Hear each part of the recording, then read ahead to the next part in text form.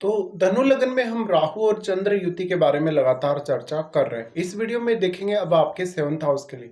Seventh house में जहां पर राहु और चंद्रमा आपके मिथुन राशि में स्थित होंगे।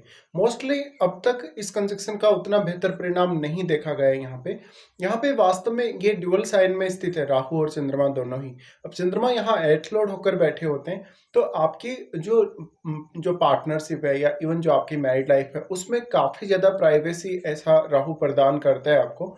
लेकिन क्योंकि आपके लगन में भी केतु स्थित होते हैं, इसलिए जहाँ तक अक्सर अपनी पार्टनरशिप, अपने बिजनेस या अपनी मैरिड लाइफ को लेके काफी ज्यादा कंफ्यूजन में रहेगा।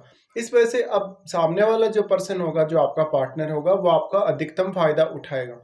इस तरीके से अगर देखा जाए तो मदर के साथ भी रिलेशन उतना अच्छा होता नहीं है। साथ ही साथ ऐसा होता है कि मदर के साथ या तो आपकी मिसअंडरस्टैंडिंग होती है बहुत ही ज़्यादा, या आपकी जो मैरिड लाइफ है वो मदर की वजह से खराब हुई होती है कभी-कभी। अब यहाँ पे आपको देखना होगा जुपिटर को, क्योंकि जुपिटर आपके लग्नेश है, तो राहु जितना ज़्यादा कन्फ्यूजन आप में क्रिएट करेंगे, अब जुपिटर का अच्छा होना बहुत ही ज़रूरी है। अगर जुपिटर अच्छे नहीं है, अगर जुपिटर 12th में बैठे हैं, 6th में बैठे हैं, या इवन जुपिटर किसी अन्य ऐसे भाव में बैठे हैं जहाँ पर वो आपको कोई भी अच्छा प्रभाव नहीं दे सकते, उस केस में आपको काफ़ी ज़्यादा प्रॉब्लम होगा।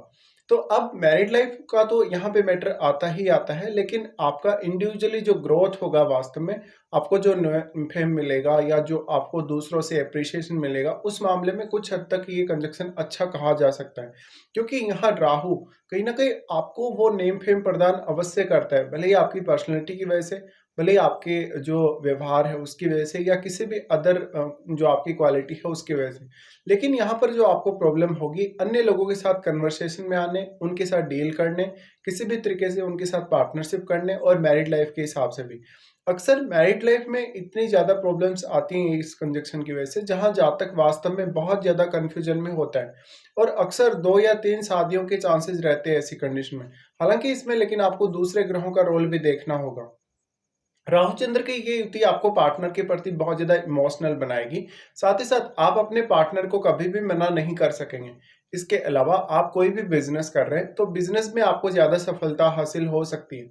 अब यहाँ क्योंकि एट्थ हाउस को चंद्रमा जोड़ रहे हैं साथ में, तो आपके बहुत सारे हिडन रिलेशनशिप हो सकते हैं। हिडन रिलेशनशिप की वजह से आपकी लाइफ में काफी उतार चढ़ाव आ सकते हैं। ये उतार चढ़ाव आर्थिक रूप से हो सकते हैं और इमोशनली हो सकते हैं। इसके साथ साथ आपको ध्यान रखना होगा अपनी हेल्थ का भी। साथ ही यहाँ जातक जितना ज़्यादा प्रैक्टिकल होगा, जितना ज़्यादा वो इमोशनल कम होगा, उतना ज़्यादा उसको फायदा होगा। अब चंद्रमा और राहु तो हैं यहाँ पे, लेकिन कोई भी अन्य ग्रह जो यहाँ बैठा है इस हाउस में, उस ग्रह को आपको देखना होगा। जैसे अगर शुक्र जैसा ग्रह यहाँ बैठता है, उस केस में रिलेशनशिप और ज़्यादा खराब होने के चांसेस हैं, और मैरिड लाइफ भी डिस्टर्ब होने के ज़्यादा चांसेस होंगे। इसी तरीके से अगर यहाँ सूर्य बैठते हैं या कोई भी अदर प्लेनेट जो कि यहाँ पे बैठता है, तो वहां पर आपका वो पर्टिकुलर भाव आपको देखना चाहिए जिस भाव का वो आपके चार्ट में स्वामी है। क्योंकि उस हाउस से आपकी एक्सपेक्टेशन बहुत ही ज्यादा बढ़ जाएगी अब, और वो एक्सपेक्टेशन आपकी कभी भी पूरी हो ही नहीं सकेगी। अब क्योंकि राहु और चंद्र दोनों ही यहाँ ड्यूअल साइन में है, ड्यूअल साइन में होने से अब आपका बुध बहुत अच्छी स्थिति में होना ही चाहिए। साथ में राहु के साथ जो प्लेनेट यहाँ बैठा है, राहु उस ग्रह को काफी मल्टीप्लाई करेंगे। मल्टीप्लाई होने की वजह से वो ग्रह आपके लगन पर बहुत ज्यादा प्रभाव डाल पाएगा, और कहीं ना कहीं वो केतु पर और केतु के साथ बैठे हुए ग्रह पर भी अपना अधिकतम प्रभाव डाल पाएगा। क्योंकि यहाँ राहु और केतु के मध्य 180 डिग्री का जो एंगल बना है वो हर कंडीशन में बना हुआ ही रहता है।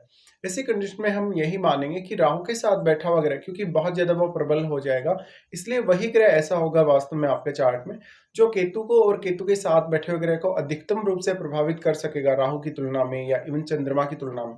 लेकिन वो ग्रह आपके चंद्रमा को अवश्य ही प्रभावित करेगा, क्योंकि युति में ग्रह सबसे ज्यादा प्रभावित होता है, दृष्टि संबंध में उतना अधिक प्रभावित नहीं होता। तो यहाँ पे आपको देखना होगा अब सप्तमेश को भी। तो सप्तमेश की स्थिति वास्तव में कैसी है? क्या वास्तव में राहु के साथ उसका कोई संबंध है, केतु के साथ उसका कोई संबंध है? यहाँ पे अगर राहु के साथ बुध का संबंध हुआ तो ये आपके इंटेलिजेंट होने का संकेत होगा। बट वो इंटेलिजेंस आपका अक्सर दूसरे लोग उसका फायदा लेते रहेंगे, आपको उसका फायदा उतना अधिक नहीं मिलेगा।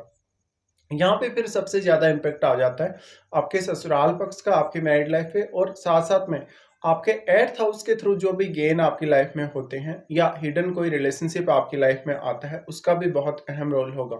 तो यहाँ पे मैरिड लाइफ को लेके बहुत ज़्यादा समस्याएँ देखी गई हैं, लेकिन यहाँ पर इमोशनल इश्यूज़ बहुत ही ज़्यादा देखे गए, कन्फ्यूज़न और मिसअंडरस्टैंडिंग बहुत ज़्यादा देखी गई।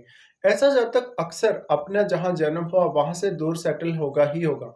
साथ में ऐसे जातक में क्रिएटिविटी बहुत ज़्यादा होने के चांसेस है। अगर क्रिएटिविटी का कारक जैसे शुक्र जैसा ग्रह अगर होगा सप्तम में, तो इस बात की और अधिक संभावना बनेगी कि जातक ज़्यादा क्रिएटिव होगा। लेकिन अब क्योंकि लगन में आपके केतु भी उच्च के बैठे हैं, इसलिए जातक को वो क्रिएटिविटी, वो इमेजिनेशन उतने अधिक काम में नहीं आ सकेगी। हालाँकि जातक में वो सारा का सारा टैलेंट होगा, लेकिन जातक चाहे स्त्री हो, चाहे पुरुष हो, कोई भी हो, लेकिन वो टैलेंट कहीं न कहीं काम में अवश्य लेगा, बट वास्तव में उसका रियल टैलेंट उसको नहीं पता लगेगा या उसको आभास नहीं होगा इसका। इसलिए कहीं न कहीं आप अपने आप को बहुत ज़्यादा कमतर आँकेंगे। बहुत ज़्यादा कमियाँ अपने आप में देखेंगे और आपको हमेशा ही करियर चुनने में बहुत ज़्यादा परेशानी होगी। सामने वाला जो पार्टनर होगा वो आपके करियर पर सबसे ज़्यादा इम्पैक्ट डालेगा और आपकी इमोशनल स्थिति पे भी। तो यहाँ आपकी मानसिक प्रवृत्ति हो सकता है मैरिज के बाद बहुत ही तेज़ी से बदल सकती है। यहाँ पे अब दूसरे ग्रहों का बहुत इम्पोर्टेंट रोल होगा। अब वो ग्रह जिन भावों के भी स्वामी हैं, उन भावों को देखिएगा, उन भावों से आपकी अटैचमेंट बहुत ज़्यादा बढ़ जाएगी। उन भावों के साथ आपको काफ़ी इमोशनल इश्यूज़ आने लगेंगे, उन भावों से जुड़े रिश्तों से भी आपकी अपेक्षाएँ काफ़ी तेज़ी से बढ़ेंगी। लेकिन अब आपकी एक्सपेक्टेशन जितनी कम होंगी, आप इमोशनल जितना कम होंगे, उतना आपके लिए अच्छा भी रहेगा। अगर हम दृष्टियों के हिसाब से सोचेंगे, तो राहु सबसे पहले 11वें भाव पे दृष्टि डालते हैं। अब 11वें भाव पे दृष्टि डालने की वजह से यहाँ राहु लगन को, 7वें भाव को और 11वें भाव को, तीनों को ही कनेक्ट कर रहे हैं। तो अब जो यहाँ राहु के साथ प्लैनेट बैठा है, उसकी क्वालिटीज़ की वजह से आपको अच्छा नेम-फेम मिल सकता है।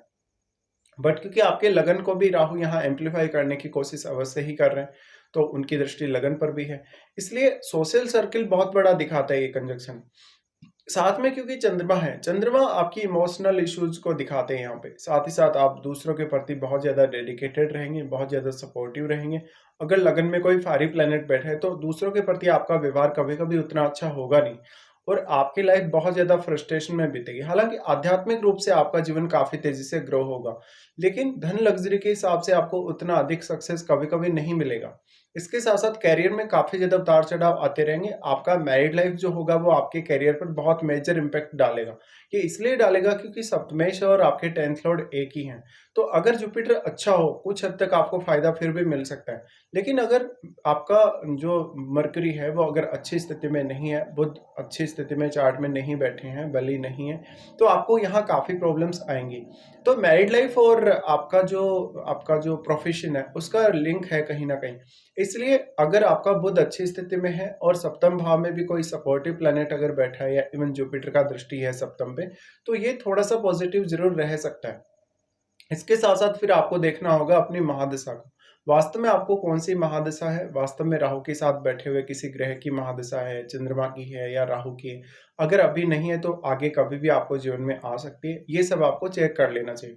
बट वास्तव में अगर देखा जाए तो ये कंजंक्शन उतना बेटर होता नहीं है, मदर के साथ भी काफ़ी इश्यूज़ क्रिएट करता है और यहाँ पे आप कभी-कभी बहुत ज़्यादा ओवरथिंक करते हैं अपने रिश्तों को लेके। आप हमेशा किसी भी रिश्ते को छोड़ना पसंद नहीं करते और हमेशा हर किसी से अटैच हो जाएँगे। तो ये सारा इश्यूज़ आपको आएगा, साथ ही आपके रिलेशनशिप बहुत ज़्यादा रहते हैं और सामने वाला पर्सन आपको बहुत ज़्यादा चीट भी करता है।